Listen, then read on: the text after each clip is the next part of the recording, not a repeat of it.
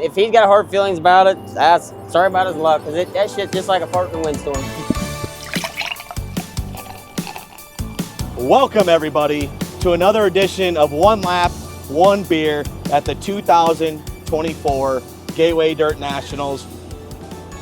Tyler, first off, you're not the first guy not to drink beer on it. Chris Madden at Eldora, he had a Gatorade, so you're all good to go. So don't worry about it. I said you can have a drink of your choice. He's going with the fine Sprite. That's right, Sprite Light, baby. So how's it feel to be in the house that Tyler Carpenter built finally, every December? I like hearing it like that, but man, it's no place like home. Yes, you've had quite the altercations, quite the triumph. Let's start with your first one. How special was that moment? You got this place almost burning to the ground. Man, it was just like winning the lottery with a ticket you found on the side of the road. I mean, that's no kidding. It was like so unexpected. You know, you go to these little tracks, but a big event like this, somebody like me at first, there was just no way. I just wanted to get in there and run indoors, and then be able to cap that off, man. That's why it's so emotional, and the way I express myself. Some people think I'm reckless, but at the end of the day, man, that's raw emotion. It's legit. Like you just got to feel what I feel. It's like my first time ever riding a roller coaster or something like that. That sort of feeling you get is just, I don't know. It was just wild. Just the fact that, you know, you're indoors, you're looking up, there's people all the way around. You can hear the crowd erupt, and right, yeah. It was just, I don't know, it's wild. And then we were kind of joking about it. You and Ryan Unzicker were having a great battle there for 2 or 3 laps. And then all of a sudden you see Ryan Unzicker flip pretty much right in front of you. What's going through your mind, especially with only a handful of laps left to go? Well, I hate to sound like that guy, but I was never so relaxed. When I seen him crash out, I was like, what a relief. Then I really felt like I was going to have it pretty easy. Well, the yellow come out. Felt sorry for him because I don't want to see nobody tear their stuff up. But man, that was $30,000 on the line for somebody like me. And you know, we stopped right here. Actually, matter of fact, right here in turn 4, and I looked up the big screen, you know, trying to relax, gather myself back up.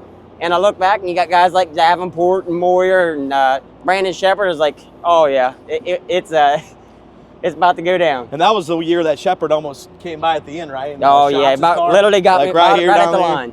Yeah, that was one of those special moments. Then we have COVID year off. You went in 2021. Kind of flex your muscles. You're the king here now. You know, people probably think I come here feeling a little cocky, but literally at the end of the day, I come here every winter, like when this event happens, like I come here just literally stressed out to the max. You know, I know all my fans, all my people, they expect me to run good and perform well. But I ain't kidding you, I'm stressed out so bad just because this place is like 90% luck, 5% skill, and 5% better have pretty stout equipment. Yes. And man, I always just like scared to death. Am I even going to make the show? You know, all these people expect some big stuff out of me, and here I am in my mind, just some local schmokel. You know, I beat around my backyards, and a lot of people just think just because Kryptonite race cars, you know, we're this big business or daddy's money or golden spoons. They don't know what the heck we really deal with. Exactly. So we talked about your greatness here. 2022, it was kind of like a little KO knockout with Hudson O'Neal. How was the fans' reaction? You know, maybe like a couple hours later, they all had their words on either both sides of it, right? I'm sure you saw it on the internet as well. Oh yeah, I love that shit.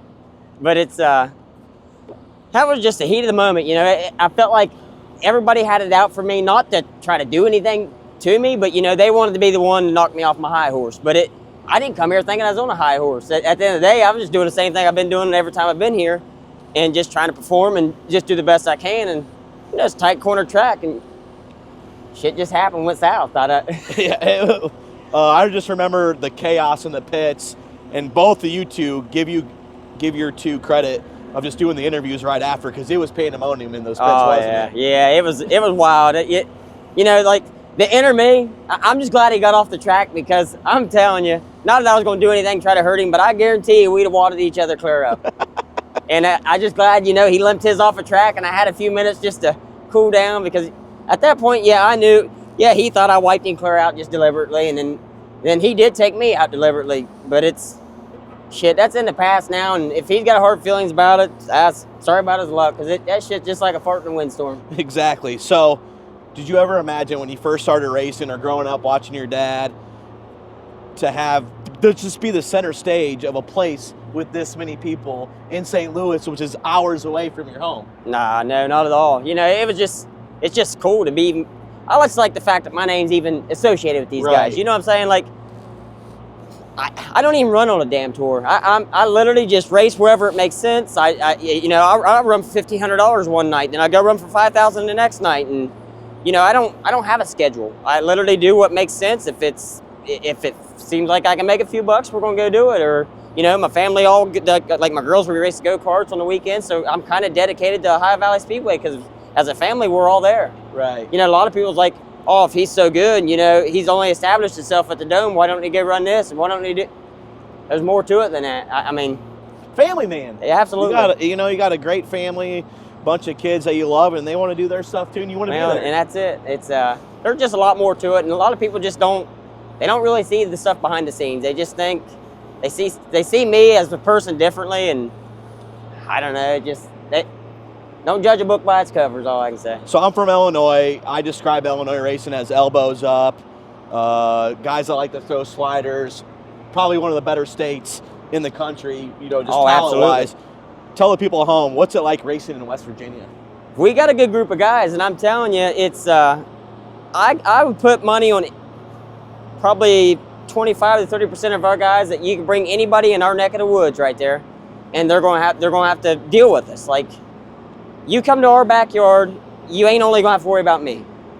Like, I'm just saying, you can bring Brandon Shepard, you can bring Ricky Thornton, you bring these guys to our track, and I guarantee you, they'll have to race us. They ain't just gonna come and check out. You give him guys, just because of how they operate, you give him guys 2 or 3 weeks in our neck of the woods, yeah, they'll start capitalizing, but they ain't just gonna come here and clean up. Like, we got a good group of guys. Mm-hmm. There's, like I say, on every night, even if it's $1,500 to win, you got 4 or 5 guys that can run with them cats right there in our backyard. And you could count Rocket One as your guys' neck of the woods if you wanted. He's in West Virginia. You could, but it's I mean, really though, there's good cars in our region, just like you said, the Illinois area. You got the Babs, the Unzickers, you got the Fagers. I mean, we got that same caliber of guys that just a lot of people don't know of. Yeah, exactly. And a lot of people didn't even know who I was, but that's like you come to like this event, you see names on the list. People's like, oh, them's nobody. Well, how do you know? Just because you ain't heard of them, that don't mean they ain't nobody. Yeah, exactly. Just because you ain't heard of the name, you better just wait and see let them become somebody in your own eyes. So I've asked a lot of the other guys that have been in the same situation as you. I've never asked you this. What's it like being a second-generation driver like that? You know, you have the Morans, you have Bobby, you have Shepard, you have Moyer. I love it. But I just wish that, you know, them guys was really successful. A lot of people know who they are. People just kind of know of the Carpenters because of some things I've done. And, you know, a lot of people may not even know of what Dad done, or, you know, it's just to be able to say that, like, I've become who I am because my father is awesome. And like I say, like, we're so different from everybody else, not because, you know, they got money or they got this, but we've come about the way we go about things so differently. And I ain't kidding you, man. When we started racing, like, what people don't know is, like, we would literally, well, Dad, when he started, he'd go to guys like Mike Balzano when he got a late model. He'd go to his shop and buy his old door panels and either peel the decals off of them or paint them or whatever, and that'd be his body. Jeff Berdetti, buy the body off that guy. We didn't just become who we are just because, you know, a sponsorship or, you know, grandpa's money, or, you know, it wasn't passed down. We had to establish ourselves on our own. It's like we had to basically create a grind and stay after it. And man, that's just why you see so much emotion out of me. And I don't think no amount of money or any person or any sponsorship could change who I am, because I had to earn everything that we've done, me, my family, or whatever, the hard way. That's why I think people are attracted to you when you come to this race, because I think there's a lot of hometown heroes that come to watch at Race Weekly, and I think that's why they, you know, go towards you during these big time events, especially here. Well, it's just, I mean, really, and you I feel like they're like, man, I could do the same thing he's doing. Oh, absolutely, and it's just really the sky's the limit. It's just all in how much dedication and how much you set your mind to things. Because, you know, you see guys like, just for instance, I'm not saying it a bad way, but you see guys like Jonathan Davenport win a race. You see guys like Brandon Shepard win a race.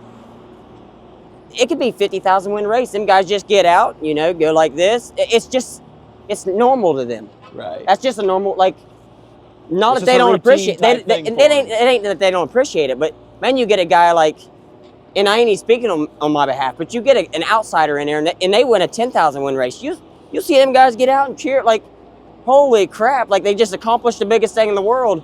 That's what the dirt racing needs. Like any sort of sport, like they need to see some emotion out of people. They don't want just a script written, you know, I got to thank this person and that person and man, just get out and do your thing. I mean, yeah, it ain't professional, but man, And I think this is why the reason this event's so beloved and becoming so popular is that you've won it.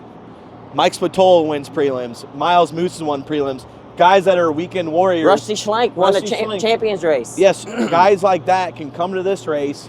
Cody Bauer, he won a Absolutely. prelim. Those guys can come here, make some noise, and get that fame that, you know, a lot of those big guys have maybe lost touch with a little bit. Well, and man, there's just so many good drivers out there, and I'm telling you, these cars are so aero dependent anymore. The technology, the engineering, you're just not going to take a damn $4,500 motor and some burn up used tires and go battle for the lead anymore. Like you got to have a good piece of equipment, and you better know a little bit of what you're doing. You better have a good shock package. Right. It's the good old days of just dirt track racing and redneck racing, or you know, mom and pop and their boy and a couple of buddies down the street just putting a race car together. Them days are about gone, and it ain't because it's, honest to God, it's because money's getting involved. Like, this is getting carried so far out of proportion, and, you know, I love it, but man, race cars ain't nothing like it used to be.